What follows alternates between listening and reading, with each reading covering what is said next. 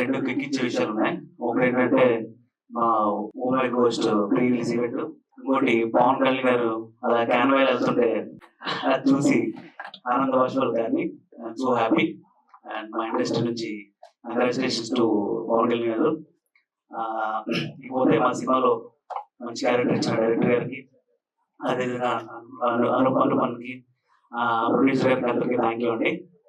ఇంకా ఈ సినిమా మీకు ఖచ్చితంగా బాగా ఎంజాయ్ చేస్తాం. మా సినిమాలో ఈ సినిమాలో చాలా ఆర్డర్ చేసామండి, చాలా తిట్లు తిన్నాం. ఎక్స్పెషల్లీ దానికి కారణం శకలక శంకర్ అండి, నేను కదండి. సరిగ్గా చెప్తున్నాను. ఏమైందంటే సెట్ లో మేము ప్రభాకర్ ఉన్నారు కదా, బాహుబలి ప్రభాకర్, ఆయన ఒక షాట్ లో ఇంకో షాట్ ఉంటుంది, మొత్తం ఆర్టిస్ట్ అందరి మీదకి వెళ్ళి ఒక 1 minute షాట్ అది.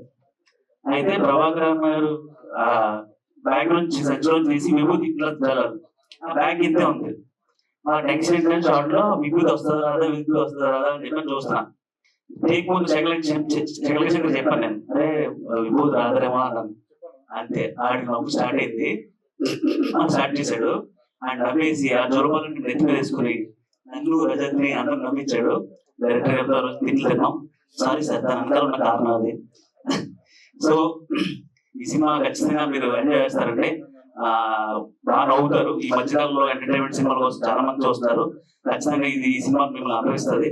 సో 21st థియేటర్లో వెళ్దాం. Thank you so much.